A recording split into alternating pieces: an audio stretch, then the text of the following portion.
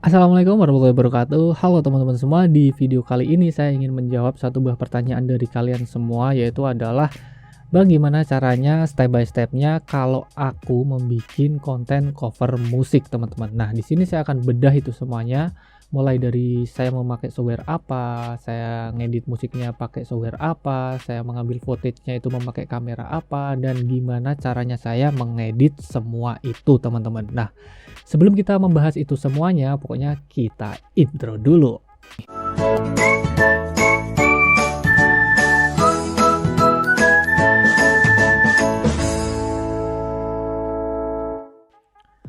Sebelum kita mulai ke videonya, buat kalian semua yang baru saja terjun ke dunia YouTube, ataupun buat kalian semua yang baru saja mengetahui soal channel ini, gak ada salahnya kalian klik tombol subscribe.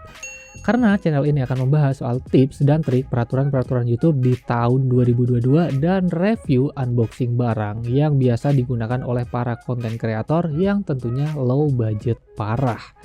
Nah, apabila kalian membutuhkan informasi itu semua, langsung saja klik tombol subscribe. Oke, untuk membahas soal konten cover musik, di sini saya biasanya step yang pertama itu saya harus membuat ataupun merekord musiknya dulu, teman-teman. Nah, di sini saya itu merekord musiknya itu memakai Logic Pro, teman-teman. Aplikasinya itu Logic Pro. Nah, kebetulan di sini itu ada satu buah project yang lagi saya buat gitu soal cover musik, teman-teman. Nah, jadi di sini saya memakai software Logic Pro X, teman-teman. Jadi tampilannya itu seperti ini. Nah, apabila kalian itu tidak suka dengan tampilan yang seperti ini ataupun spek PC kalian itu nggak terlalu tinggi-tinggi banget, kalian juga boleh memakai software lain selain Logic Pro ini, teman-teman. Kalian boleh memakai Adobe Audition, boleh memakai Audacity dan lain sebagainya. Yang penting software untuk recording, teman-teman. Bisa merekord audio gitulah pokoknya. Nah, untuk langkah yang pertama biasanya di sini saya awal itu gitar ya, teman-teman. Jadi suaranya itu seperti ini. Nah, jadi biasanya langkah yang pertama saya itu membuat guide gitar, teman-teman. Gitar akustik, berhubung di sini itu projectnya itu soal akustik. Ya udah, saya memakai gitar bolong saja, teman-teman. Dan saya langsung tancepin ke sound card, lalu saya record saja. Nah, habis itu untuk langkah yang kedua di sini, teman-teman, kalian itu harus membuat satu buah guide untuk si vokal, teman-teman. Biasanya di sini itu saya suruh untuk vokalnya itu menyanyi walaupun fals maupun salah-salah, pokoknya nyanyi aja dulu gitu.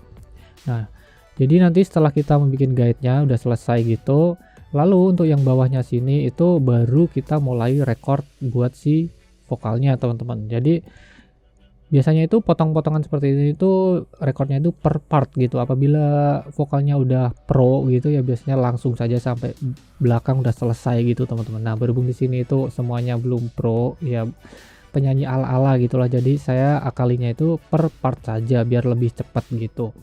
Nah, setelah sudah selesai semuanya biasanya itu saya kasih efek dikit-dikit, teman-teman. Nah, seperti ini yang biru-biru ini itu efeknya, teman-teman. Ya, mungkin nanti next video saya juga akan bahas satu persatu soal software ini semua, teman-teman. Jadi saya akan sharing pada kalian semua soal software yang biasa saya gunakan semuanya, teman-teman, untuk kebutuhan di YouTube gitu. Nah, kita lanjut. Di sini setelah sudah semuanya, di sini udah dikasih efek ataupun apa. Nah, di bawahnya sini, teman-teman, yang ini itu kan nggak ada potongan lagi seperti yang atas ini kan. Jadi di sini itu sudah saya bouncing semuanya. Jadi bisa jadi satu. Nah, kalau kalian lihat di sini itu biasanya ada vokal yang pelan. Terus di bagian ref biasanya itu vokalnya tinggi gitu kan suaranya. Nah, kenapa saya bouncing? Yaitu adalah biar ini jadi satu, dan setelah itu saya kasih efek yang namanya itu adalah voice centric, teman-teman. Voice centric seperti ini, biasanya itu reverb, dan saya kasih vocal rate seperti ini, teman-teman. Jadi vocal rate ini itu gunanya untuk vokal yang pelan dan vokal yang kencang itu nantinya akan dikontrol semuanya oleh si vokal rate ini, teman-teman. Apabila vokalnya itu pelan, nanti volumenya ini akan otomatis naik. Apabila vokalnya itu tinggi, nanti otomatis akan diturunkan oleh si plugin ini, teman-teman. Jadi ini otomatis, tinggal kita setting saja maunya itu di berapa dB maksimalnya gitu, teman-teman. Agar apa ya, agar bisa rata seperti ini untuk vokalnya, teman-teman. Nggak pelan, nggak ada yang kenceng, ada yang pelan gitu, teman-teman. Oke. Setelah kalian membuat musiknya udah selesai, kalian harus mengambil satu buah footage, teman-teman. Jadi kalian itu harus mengambil satu buah footage untuk dijadikan videonya. Nah, kebetulan di sini footage-nya juga saya sudah ambil di sini teman-teman. Saya itu memakai kamera dari si Sony A6400. Jadi seperti ini teman-teman untuk kameranya, dan saya juga memakai lensa murahan saja di sini yaitu Sony 35mm yang f1.8 teman-teman untuk membuat cover ini di project ini teman-teman. Kenapa saya suka memakai lensa itu ya, karena biasanya saya memakai lensa fix untuk membuat satu buah project soal cover musik. Nah, di sini untuk contohnya yaitu adalah seperti ini teman-teman untuk footage yang saya ambil. Nah, kalau kalian lihat di sini itu untuk videonya itu flat ya, ya karena saya di sini memakai S-Log dari si Sony itu teman-teman. Jadi saya memakai S-Log 2 maupun S-Log 3 tergantung kondisi lapangan gitu. Nah, di sini juga ada sampelnya satu lagi. Nah, seperti ini. Jadi untuk sampelnya itu semuanya saya pakai S-Log teman-teman. Jadi dari peraturan dari dari efeknya si kamera ini, kamera si Sony itu sudah ada efek S-Log-nya. Nah, setelah kalian itu membuat ini footage, habis itu kalian biasanya mengeditnya kan di situ. Nah, setelah mengeditnya di sini saya untuk mengedit videonya itu saya memakai software yang namanya itu adalah Final Cut Pro teman-teman. Nah, di sini kalian tinggal masukin saja project untuk musiknya dan video-video footage yang sudah kalian ambil teman-teman. Nah, biasanya di sini untuk audio itu biasanya paling bawah kan, biasanya untuk standarnya untuk mengedit gitu paling bawah. Lalu di atasnya itu adalah footage yang kita ambil tadi. Nah, berhubung di sini saya sudah potong-potong dan sudah saya edit juga, udah saya tata semuanya biar nggak terlalu panjang untuk video ini. Dipersingkat saja, semisal di sini kalian sudah menata ini semua gitu. Nah, apabila kalian sudah ini semua, kalian tinggal kasih yang namanya itu efek biar videonya itu nggak terlalu flat seperti yang kalian lihat seperti ini teman-teman. Nah, biasanya untuk langkah yang pertama di sini saya itu akan bikin foto dari S-Log ini menjadi standar dulu lah pokoknya gitu. Jadi sini saya akan kasih efek. Nah, jadi fotonya itu bisa lebih standar gitulah, untuk shadownya bisa naik, terus untuk highlightnya itu bisa apabila keterangannya kita turunkan gitu. Pokoknya seperti ini untuk set yang aku pakai gitu teman-teman. Nah, seperti ini. Apabila sudah, di sini kalian tinggal tambahin efek aja dikit per dikit saja gitu, gak terlalu banyak. Nah, seperti ini biar lebih pop up lagi untuk si videonya teman-teman. Setelah itu boleh kalian tambahin lagi untuk efek lagi, biasanya juga saya akan tambahin. Nah, seperti vignette yang ada di bagian pinggir-pinggir gitu kan ada hitam. Nah, seperti itu. Jadi saya akan kasih vignette dikit-dikit saja, lalu saya akan tambahin efek lagi. Biasanya apabila aku belum puas dengan warna gradingan yang seperti ini, aku akan tambahin lagi. Nah, seperti ini biar lebih pop lagi untuk si talentnya di bagian skin tone terutama. Nah, di sini untuk skin tone itu sudah pas dengan garis skin tone. Lalu untuk yang terakhir di sini saya akan tambahin lagi yang namanya itu efek finishnya teman-teman. Jadi di sini kalian bisa lihat kalau di bagian langit itu yang tadinya itu masih belum terang, belum keluar warnanya, di sini saya keluarkan untuk si warnanya itu teman-teman. Jadi biar lebih pop up lagi gitu. Nah, setelah kalian sudah mengedit ini semua, ya udah kalian tinggal render saja untuk si videonya teman-teman. Nah, di sini saya sudah ada satu buah file yang sudah saya render juga gitu. Contohnya itu seperti ini teman-teman.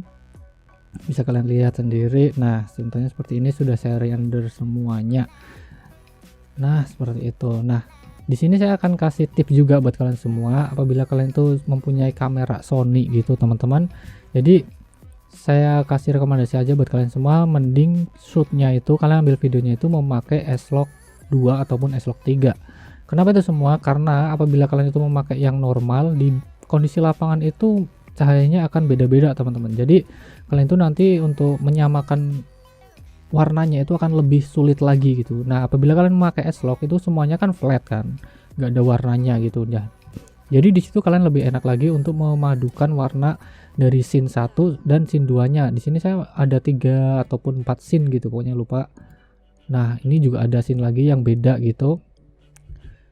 Ada scene yang beda jadi warnanya itu masih sama gitu dengan scene yang lainnya. Nah, nggak terlalu jomplang gitulah. Nah, itulah enaknya kenapa saya selalu memakai S-Log teman-teman. Nah, seperti itu. Oke, lanjut. Setelah itu semua udah selesai, langkah yang terakhir yaitu adalah kalian harus membuat thumbnail untuk diupload di YouTube.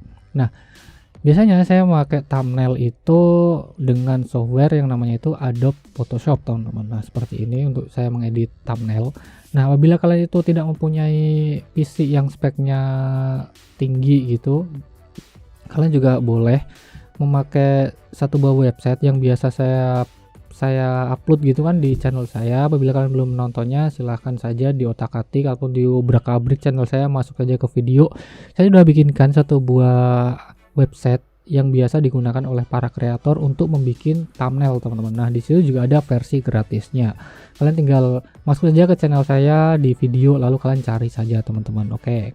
Setelah kalian membuat channel seperti ini, membuat thumbnail sudah selesai, ya sudah, kalian tinggal upload saja ke dalam YouTube. Nah, di sini saya akan kasih tambahan lagi sedikit buat kalian semua.